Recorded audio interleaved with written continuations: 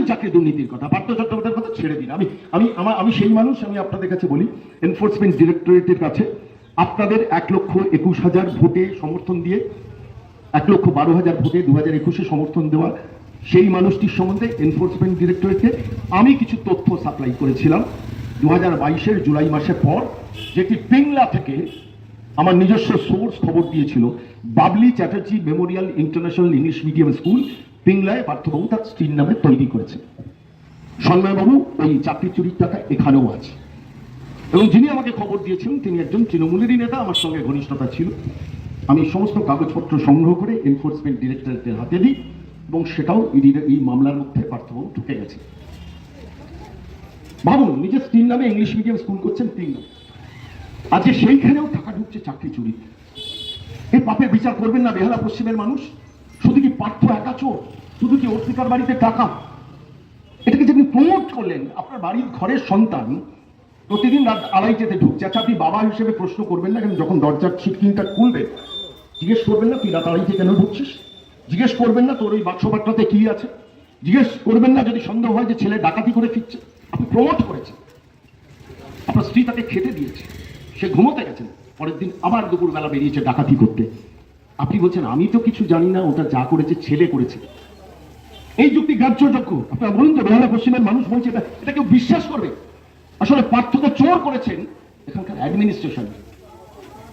কয়লা থেকে যারা টাকা তোলে, চাকরি থেকেও তারা টাকা তুলেছে, কিন্তু চাকরিটা এত ব্যথিত করেছে যে মানুষের ভিতটা নষ্ট করে দিয়েছে। আপনি তো আপনার ছেলেকে যখন পরীক্ষায় বসাবেন না, আপনার মনের মধ্যে একটা যন্ত্রণা হবে, আরে বসাবো তো, চাকরিটা তো হবে না কেন, আমি তো পয়সা দিতে পারবো না, হবে না? বলুন, আপনি বিজেপি বিরোধী হন, কিন্তু আপনি নিজেকে প্রশ্নটা করুন যে আপনার মধ্যেও এই ক্রাইসিসটা দেখা দেবে কিনা, আপনার মনে এই যন্ত্রটা দেখা দেবে কিনা, যে আমি তো ছেলেটাকে বড় করলাম, মেয়েটাকে বড় করলাম, তারপর সেই ছেলেটা সেই মেয়েটাকে যে পরীক্ষায় বসাবো, সেই পরীক্ষাতেও আর কোনো নিশ্চয়তা নেই। এখান থেকে বেরোবার পথটা কি তাহলে? আপনারা বলতেই পারেন যে বিজেপিকে ভোট দিলে কি ব্যবস্থাটা বদলে যাবে? না, ব্যবস্থাটা একটা সিস্টেম, একটা অঙ্গ তৈরি করে দিয়েছে। দেখুন, বাম মেয়েদের সম্বন্ধে অনেকের অনেক অভিযোগ থাকতে পারে। চিট করে চাকরি হতো, সবাই দেওয়া খুশি কথা নন, প্রচুর প্রাইভেট স্কুল, এই সরকারি স্কুল তুলে তাদের চাকরি পেয়েছে, প্রাইভেট স্কুলে চাকরি পেয়েছে। আমার পাড়াতে আমি দেখেছি 4 জন এমন নাম ছিল। চাকরি বিক্রিটা এই স্টেজে হতো না, যে টাকা দিয়ে চাকরিটা তোলা, এই জিনিসটা কিন্তু হতো না। চিরকুটে চাকরি হয়েছে, অনেক চাকরি হয়েছে, অস্বীকার করতে পারবেন না। বামপন্থীরা এখন ভোট চাইতে গিয়ে যদি বলেন যে আমরা ধোয়া তুলসী পাতা, আমরা সাধু সন্ন্যাসী, আমরা ভারত সেবাশ্রম সংঘ চালাই, আলিমুদ্দিন ছিলেন, কিন্তু এটা মিথ্যে কথা। তারাও দিয়েছেন, কিন্তু চাকরিতে বিক্রি করার যে কালচারটা তৃণমূল কংগ্রেস করে দিয়েছে। আপনি বন দপ্তরে যান সেখানে চুরি, আপনি পঞ্চায়েত দপ্তরে যান সেখানে চুরি, আপনি নবান্নতে যারা বসে আছেন আইপ্যাকের কর্মী, খোঁজ নিয়ে দেখুন, সমস্ত অফিসগুলোতে যত কন্ট্রাকচুয়াল কর্মী, 2টো ক্যাটাগরিতে রিক্রুটমেন্ট হয়। একটা হচ্ছে তৃণমূলের কোটায় চাকরি, আরেকটা হচ্ছে টাকা বিক্রিতে চাকরি, 2টো ক্যাটাগরিতে হয়।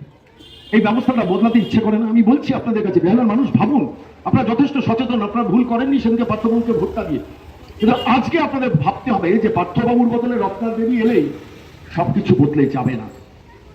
সিস্টেমটাতে বদলাতে গেলে না, সরকারটাও মাঝে মধ্যে বদলাতে হয়, যেটা তামিলনাড়ু দেখাচ্ছে, আজকে ডিএমকে কালকে এআইএডিএমকে, যেটা কেরল দেখায় আজকে সিপিএম কালকে কংগ্রেস, যেটা মহারাষ্ট্রও দেখায়, যেটা তেলেঙ্গানাও দেখায়, যেটা অন্ধ্রপ্রদেশও দেখায়।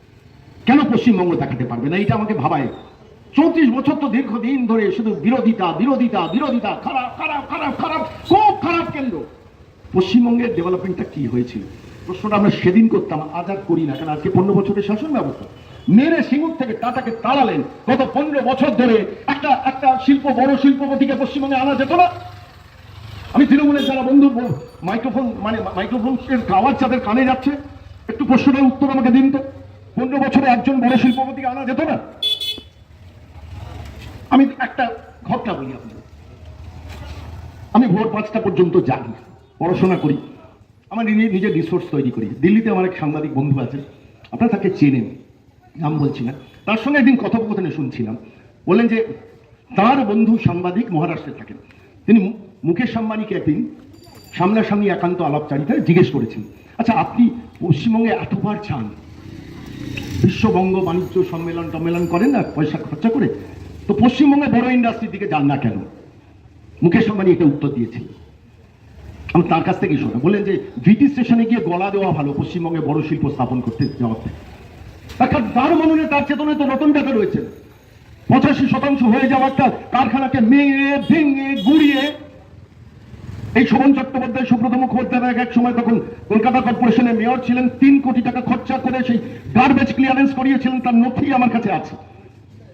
সিঙ্গুরের ভাঙা কারখানার জমি থেকে আজকে একটা পাড়া যতটা বড় কারখানা তৈরি করতে কেউ বিশ্বাস করে না সরকারকে। আমার এই বেহালায় আমার একজন দাদা আছে, আপনাদেরও দাদা, নাম তার সৌরভ গাঙ্গুলি। জানেন তো নাকি? নিশ্চয়ই জানেন, নিশ্চিতভাবে চিনেন। আমাদের গর্ব। আমি সেই লর্ডসের মাথায় সেই লর্ডসের মাঠে গিয়ে সেই জার্সি ওড়ানোর আমি আজও ভক্ত। সেই মানুষটিকে স্পেনে নিয়ে গিয়ে ঘোষণা করে দেওয়া হয়েছিল ইস্পাত শিল্প করবো, 12,000 কর্মসংস্থান 2 বছরের মধ্যে হবে। কোন সাল? 2024। আজকে কোন সাল? 2023 সম্ভবত। আজকে 2026। 12,000 ছেড়ে দিন, 12টা লোকের কর্মসংস্থান হয়েছে।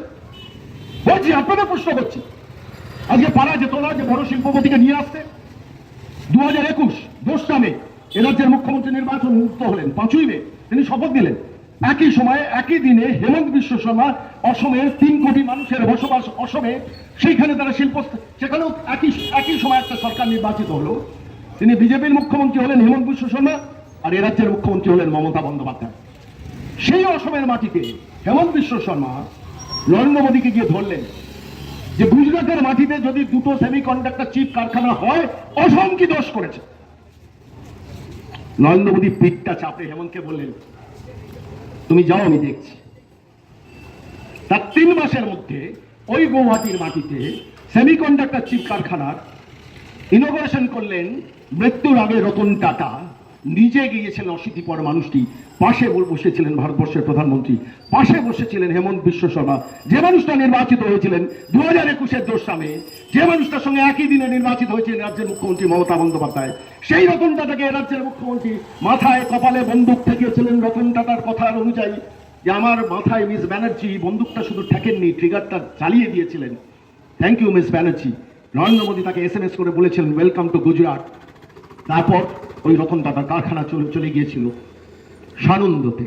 আজকে সানন্দ হচ্ছে অটোমোবাইল হাব, আর সিঙ্গুরের মাটি সর্ষে চাষটাও করতে পারছে না। ওই অসমের মাটিতে গিয়ে রতন টাটা সেমিকন্ডাক্টর চিপ তৈরি কারখানা ইনগ্রেশন করলেন গুজরাটে, অসমের মাটিতে। এবং সেখানে আজকের দিনে দাঁড়িয়ে 28,000 ছেলে মেয়ের কর্মসংস্থানের নিশ্চয়তা হলো, যার ন্যূনতম স্যালারি হচ্ছে 22,000 টাকা। বহু ছেলে মেয়ে চাকরি পেয়ে গেছেন, কাজ শুরু হয়ে গেছে। চিপ কারখানা হচ্ছে সারা পৃথিবীর এখন সব থেকে এসেন্সিয়াল রিকোয়ারমেন্ট। চীন যাকে কেন্দ্র করে ঘুরে দাঁড়িয়েছে, সেই চিপ কারখানা আজকে অসমের মাটিতে হলো 22,000 টাকা বেসিক স্যালারিতে কাজ করবেন, এবং বহু মহিলা সেখানে কাজ করবে। পশ্চিমবঙ্গে হতে পারত না? থাকুক 5 বছর, ঝগড়া করবো না, নরেন্দ্র মোদীকে ধরে বলবো, আমরাও সমর্থন করতাম, বলতাম এইখানে পশ্চিমবঙ্গের মাটিতে সেমিকন্ডাক্টর চিপের কারখানা নিয়ে আসুন আপনি। পশ্চিমবঙ্গ ভারতবর্ষের একটা অংশ, হতে পারে আমি একটা আলাদা জাতীয় সঙ্গীত করছি, হতে পারে আমি একটা পশ্চিমবঙ্গকে আলাদা রাষ্ট্র হিসেবে ভাবি, হতে পারে আমি জাসিমউদ্দিন রহমানের ডাককে অ্যাকিউজ করি না গ্রেটার বেঙ্গল গড়ার জন্য, কিন্তু আমি রাজ্যের মুখ্যমন্ত্রী। দিনের শেষে বেহালার মানুষও মানুষ, পশ্চিমবঙ্গের মানুষও মানুষ, শিক্ষিত বেকার ছেলেমেয়েগুলো তারাও মানুষ, তাদের জীবন আছে, তাদের জীবিকা আছে, তাদের বাবা মা আছে, তাদের সংসার আছে, তাদের বিয়ে করার শখ থাকে, তাদের একটা সংসার প্রতিপালন করার ইচ্ছে থাকে। সেই মানুষগুলোর জন্য একটা সেমিকন্ডাক্টর চিপ কারখানা করা যেত না পশ্চিমবঙ্গের মাটিতে? খারাপ খারাপ খারাপ। নরেন্দ্র মোদী খারাপ, অমিত শাহ খারাপ। কি করে বাংলা এগোবে?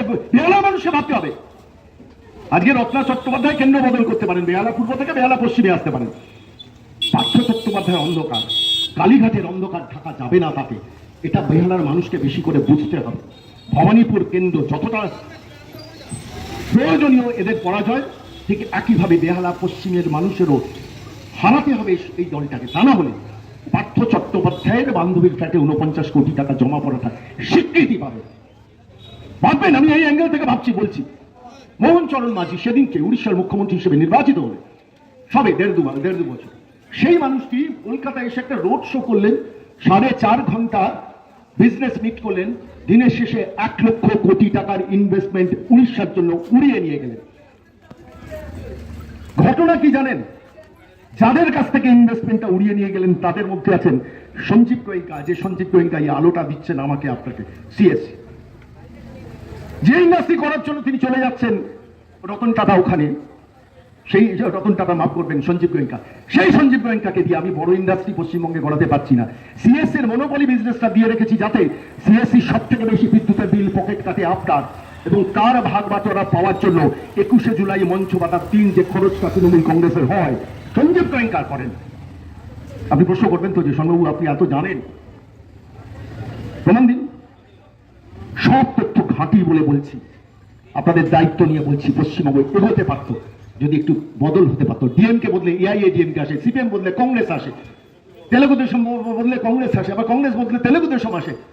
কেন পশ্চিমবঙ্গ বদলাবে না বলুন তো? আপনি বিজেপিকে যদি পছন্দ না করেন, বিজেপির প্রতীকটাকে বাঁ দিকে হাত দিয়ে তালু দিয়ে বন্ধ করে ভোটটা দিন ডক্টর ইন্দ্রনীল খানের মতো একজন বিদগ্ধ মানুষকে। অন্তত চোর তো বলতে পারবেন না। ডক্টর ইন্দ্রনীল খানকে তো আপনি চোর বলতে পারবেন না, হলে চেষ্টা করেও বলতে পারবেন। কিন্তু বাড়ির একটা বাচ্চা ছেলেকে বলুন চোরের সমর্থক লেখো, লিখবে তৃণমূল। আপনি বাড়ির একটা বাচ্চা ছেলে, 5-এ পড়ে একটা বাচ্চা ছেলে বা মেয়েকে বলুন যে তৃণমূলের সমর্থক, কি বলবে? চোর। চোরের আলাপ করে। আরে ভাই, আমি তো বান্ধবীর ফ্ল্যাটে 49 কোটি টাকা জমাতে পারিনি, আমার সঙ্গে তাহলে তৃণমূলকে এক আসনে বসাচ্ছ কেন? ঠিক। চোরেরা চোর ছেড়ে চুরি ছাড়ছে, ডাকাতরা ডাকাতি ছাড়ছে, তৃণমূল কংগ্রেসের শ্রীবৃদ্ধি হচ্ছে। কয়লা পাচারেও ভাবুন যে দলটা তৃণমূল কংগ্রেসকে জেতানোর জন্য দিনরাত পরিশ্রম করে আইপ্যাক, তাদের হাওয়ালার মাধ্যমে কয়লা পাচারের টাকা ঢোকানো হচ্ছে। বিচার করবেন না বিহারের মানুষ? আমি বলছি আপনাদের কাছে, ভাবুন, একটু নিজের আত্মসংশোধন করার জন্য ভাবুন। কেন্দ্র বিরোধিতা, কেন্দ্র বিরোধিতা, কেন্দ্র বিরোধিতা করতে করতে কোথায় চলেছি? যোগী রাজ বলে সকাল বিকেল গালমন্দ করা উত্তরপ্রদেশ, যার মুখ্যমন্ত্রীর নাম হচ্ছে যোগী আদিত্যনাথ, সেই যোগী আদিত্যনাথের রাজ্যকে বাঁচে কারা? স্যামসাং এর মতো কারখানা। যখন চীন থেকে তারা পাত্তারি ঘটাচ্ছে, সারা ভারতবর্ষের 6টা রাজ্যকে তারা বাছাই করেছিল, প্রাইমারি বাছাই। সেই প্রাইমারি বাছাইয়ের মধ্যে স্যামসাং কারখানা বেছে নিয়েছিল উত্তরপ্রদেশকে, আর এই পশ্চিমবঙ্গ ওই 6টি রাজ্যের মধ্যে স্থান পাইনি। কার পাপ? কিসের পাপ? কেন পাপ? ভাববেন না আপনারা? একজন মহিলার পারিবারিক চুরির রাজত্বকে প্রতিষ্ঠা করার জন্য পশ্চিম বিহারের মানুষ তার শরীর থাকবেন কেন? ভাববেন না? বুকে হাত দিয়ে একবার প্রশ্ন করুন। শুধু পার্থ নয়, দলটাই চোর। চুরি নেশায় জেনেটিক্যাল হয়ে গেছে। চুরি না করলে আমরা থাকতে পারবো না। এটা মাল্টি স্টোরি বিল্ডিং হবে।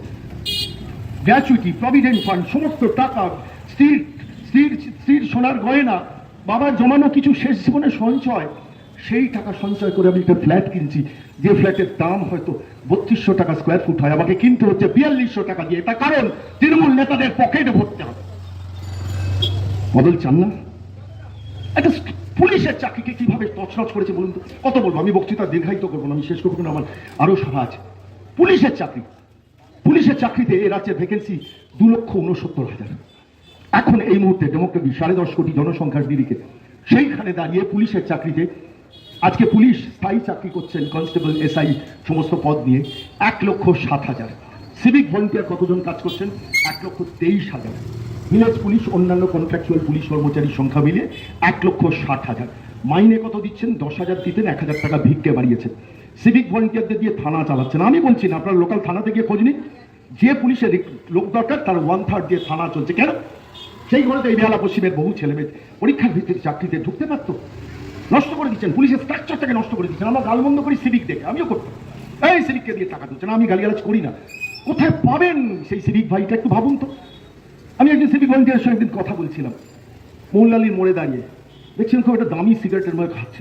আমি তাকে জিজ্ঞেস করলাম, ভাই সিগারেটটা কোন কোম্পানি? বিদেশি কোম্পানি। আমার বাহ। তখন যুবকটি বলছে, সাহেব গাড়ি থামিয়ে আমাকে প্রতিদিন সপ্তাহে 1বার কি 2বার একটা করে প্যাকেট দিয়ে যান, ব্যবসায়ী মানুষ, সেটাই খাই, যন্ত্রণা ভোলার। কিসের যন্ত্রণা? আপনি তো কলকাতা পুলিশের কর্মচারী, সিভিক ভলেন্টিয়ার, ভালো আছেন, লোকে জানে আপনি বাড়ি থেকে যখন বেরোচ্ছেন আপনি পুলিশের চাকরি করতে যাচ্ছেন। বলছেন লোকে জানে, আমার শ্বশুরও জানতো দাদা, আমার শ্বশুর মশাই জানতো। যেদিন আমার বিয়ের সম্বন্ধটা করেছিল ভেবেছিলেন যে আমার হবু জামাই পুলিশ হবে। আজ আমি সিভিক, তখন 10,000 টাকা মাইনে পেতেন, 10,000 টাকার সিভিক, বিয়ে করেছি, একটা বাচ্চা মেয়ে বাড়িতে হয়েছে।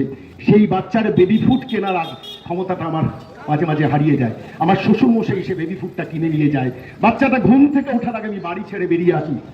আর ভবনকে বলেন না এভাবে চলছে না, আপনাদের কনস্টেবল করা উচিত, করছে না। বলে বলেছি, বলতে করতে হয় কর, না হলে যা, প্রচুর ছেলে দাঁড়িয়ে আছে বাইরে, তুই তোকারি করে বার করে দেন। বলে মেজবাবু একটু দয়া, কেন? বলে মেজবাবু এখানকার দায়িত্বে আছেন তো, মেজবাবু এসে দাঁড়ান, আমাদের পর্যবেক্ষণ করেন, বলেন 2 ঘন্টা আমি থাকবো না, সেই সময়টা তোরা যা করার করে দিই। ওই 2 ঘন্টা প্রাণের রিস্ক নিয়ে দাঁড়ান, তোলা তুলি, শুধু তৃণমূলকে দোষ দেন তোলা করার জন্য। সিভিক ভলেন্টিয়ার বলছেন যে ওই সময়টা আমি 2 ঘন্টা আমরা তোলা তুলি, জীবন বাজি নিয়ে বাস থামাই, অ্যাক্সিডেন্টে মারা যেতে পারি, তাও শেষ পর্যন্ত বৃদ্ধ বাবার ওষুধটা কেনার জন্য ঝাঁপিয়ে পড়ে তোলাটা তুলি। এই তোলাবাজির রাজত্বই তো এই তোলাবাজির রাজত্বটাই তো পশ্চিমবঙ্গ। এখান থেকে একটু বদলাতে ইচ্ছে করেন না? আমি বলছি এটা বদলাতে হবে। সিপিএম এর যিনি প্রার্থী দাঁড়িয়েছেন তিনি বোধহয় আগের বারও দাঁড়িয়েছিলেন, কত ভোট পেয়েছিলেন? 44 না 46,000, কত পার্সেন্টে হিসেব করে দেখেছি, 20% আশেপাশে। এবারে কি আপনারা কেউ বিশ্বাস করেন যে সিপিএম জিততে পারে? সিপিএম এর মুখ্যমন্ত্রী হবে, সিপিএম সরকারে আসবে, ক্ষমতায় আসবে, ফেরাও হাল আনো লাল স্লোগান চলছে, ইনকলাব জিন্দাবাদ চলছে, রঙিন পোস্টার হচ্ছে, লাল পতাকায় ভরে দেওয়া হচ্ছে। ওই 20%টা তো 40%, 45% হবে না দাদা। পশ্চিমবঙ্গের মাটিতে লড়াই বিজেপির সঙ্গে তৃণমূলের, কোনো কোনো জায়গায় একটু বাতি জ্বলবে, মাইনরিটি অঞ্চলে একটু সিপিএম এর ভোট বাড়বে, কিন্তু এইসব অঞ্চলে তো ভোট কাটার ফর্মুলাতে সিপিএম কাজ করছে। কিন্তু যদি আপনারা বলেন সিপিএম এ কি প্রার্থী দেওয়া উচিত, আলবাদ দেওয়া উচিত। মাল্টিপার্টি সিস্টেমে আমি বিজেপির মঞ্চ থেকে দাঁড়িয়েও বলছি, একজন সমাজ সচেতন মানুষ হিসেবে প্রত্যেকটা রাজনৈতিক দলের প্রতিদ্বন্দ্বিতা করার অধিকার আছে সিপিএম এর। কিন্তু সিপিএম কে ভোটটা দিয়ে ভোটটা নষ্ট করবো কিনা এটা প্রত্যেক বামপন্থীকে ভাবতে হবে। বেহালার মানুষের প্রত্যেককে ভাবতে হবে যে আমি চোর তাড়াবো কিনা। চোর তাড়াতে গিয়ে আমি আমার আদর্শকে রক্ষা করার জন্য 2টো ভোট বাড়ালাম, তাতে 17%, 18% হলো, 20%, 21% হলো, 40% তো হয় না দাদা। হয় কি, একটু ভালো করে ভাববেন।